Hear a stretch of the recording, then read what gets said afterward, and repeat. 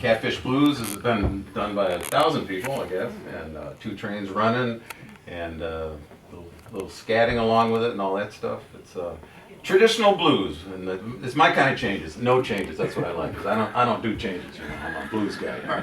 I only know two chords, so don't pass me. B.B. King story, huh? I don't play no cards. In the 1960s, this is Mike Bloomfield told Rolling Stone, I think in 1968, in the 60s, the rules had been laid down for young white blues bands, and you had to be as good as Otis Rush. Can you guys talk about his influence on rock and roll? And we can zero in. I Can't Quit You Baby, but just talk about how he influenced people like Bloomfield and a generation of rock players. I think Zeppelin did what? I Can't Quit You. I Can't Quit You, and yeah. something else too. I think. I mean, Led Zeppelin, a rock band. You know? Well, Black Magic Woman comes from Otis. All Your Love, yeah, that's relative. And, well, Tell us how, before we jump to that, how does Black Magic Woman, tell us the background of that. Well, of course, Peter Green, Fleetwood Mac recorded that before Santana. Peter Right. Green was a big Otis Rush fan. In fact, there's some nice pictures of the two of them hanging out at Blues, etc. in much later years. But that was based on the same minor chord that Otis used. We were talking about before on Double Trouble and All Your Love and My Love Will Never Die. And so Peter and whoever else was in Fleetwood Mac involved in the composition of the tune just came up with some new words, and then Santana took it into mega hit territory. And as you mentioned, Stevie Ray Vaughan even took Otis's band name for named one of Otis's songs for his band name.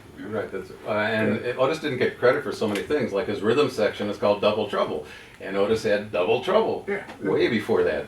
well, like Eric Clapton on the Beano album with John Mayall, it sounds like John Mayall locked him up in a closet and said, "Here, we're not gonna let you out of this closet until you do this note for note." And then you hear him do All Your Love, and it's Otis note for note off the Cobra record. Yeah. How does he feel? Has he talked to you? I mean, in what you've learned about his bridge with blues and rock and roll like this? You know, my experience has been that he has mixed feelings. I mean, he appreciates the artistry and you know what people have done, and a lot of them, you know, it's helped him. But on the other hand, I know that he also believes that he sort of got left in the dust by some of these people, and you know, things didn't happen for him that could have happened, that happened for others, and to make it worse too. He was probably conned out of his interest in the mechanical royalties for his Cobra and his chess songs. Arc Music in the early 70s went around to a lot of the chess artists and bought him out for a pittance, and Otis needed a house at that time, which probably had something to do with his willingness to accept it. But you know, that I don't know how much that cost him, but $1 million might not be an exaggeration. So he lost out on that end too, and I'm sure that didn't help anything. So, you know, I think he's honored, but also there's some "it should have been me," and rightly so. And by the way, I don't presume to speak for him. Yeah, right. Yeah, but you've known him for a long time. You know, over 50 years. Well, getting there. Yeah. How did you meet him? We asked Billy that, but how did you first hook up with him? Well, I'll try to do the short version, but when I moved here from Seattle, Otis was already one of my heroes, and I had no idea how to get hold of him or anything like that, but I met a friend in Hyde Park named David Bloom, who now runs the Bloom School of Jazz, a guitar player, and I was at his home, and looking through his 45s, and he had a copy of Frosty by Albert Collins with Otis Rush's name and phone number scribbled on it. So I said, "Hey, what's this?" And it turned out he'd sat in with Otis and borrowed the record from him, and Otis actually later told me the story. He was given that record by the owners of the Castle Rock, where he played on the West Side, maybe at his peak. People talk about Castle Rock days now. But anyhow, so he said he borrowed it from Otis. So I said, "So this is Otis's phone number, right?" So I just called him, and he said, "Come over," took me to a social club gig. I still got the poster, and and I started going out to see him on the west side every Friday night for a while. You were telling me we were doing the load-in. You got some good club stories? You guys have some colorful... Well, let Billy tell. Yeah, the Billy, Ice tell Spy us. I story. heard a Oh, little. with the I Spy story, that was you know, Richard was he didn't miss many gigs at all. He'd come in and Otis would always go, "Oh, Sherman's here." He just walked in, you know, and I thought his first name was there. Huh? He usually drove me there. Right, he always, you know, on Sam Lay.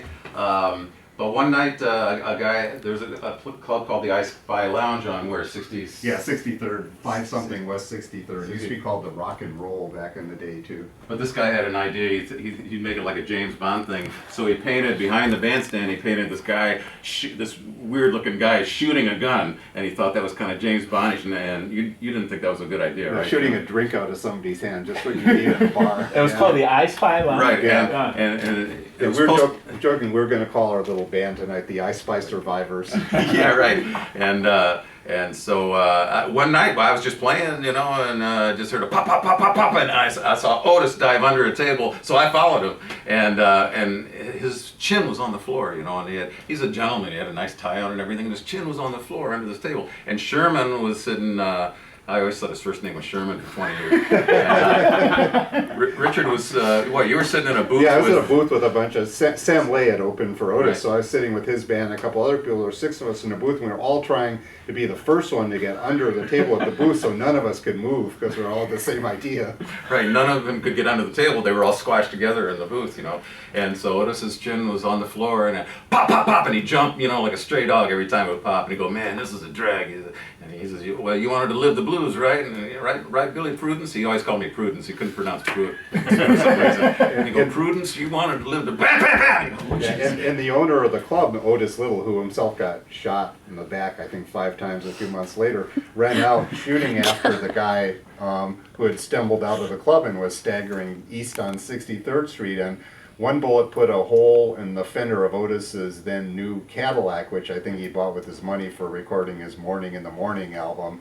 And then another bullet did damage 3 ways to harmonica player Jeff Karp's Volkswagen. It hit his hood and put a dent in it, went through the front windshield and out the back windshield.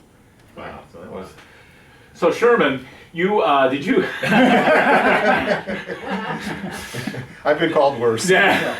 Now, did you put this together, right? I mean, is this kind of your baby, this tribute? Yeah, it is, and you know, it's just partly because it fell to me. I've directed other, you know, musical sets on Petrillo, and you know, I was happy. I had some time. I've retired from my day job, and just as a chance for a lot of people to say thank you to Otis.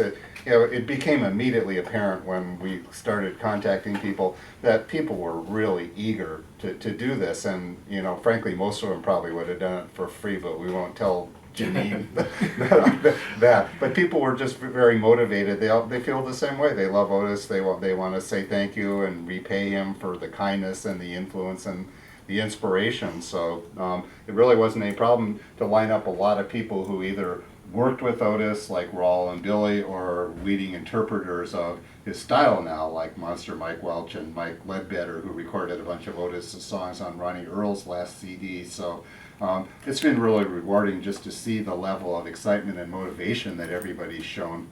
Okay, we're going to take a quick break for some spots, and we'll wrap up our tribute to Otis Rush on WGN.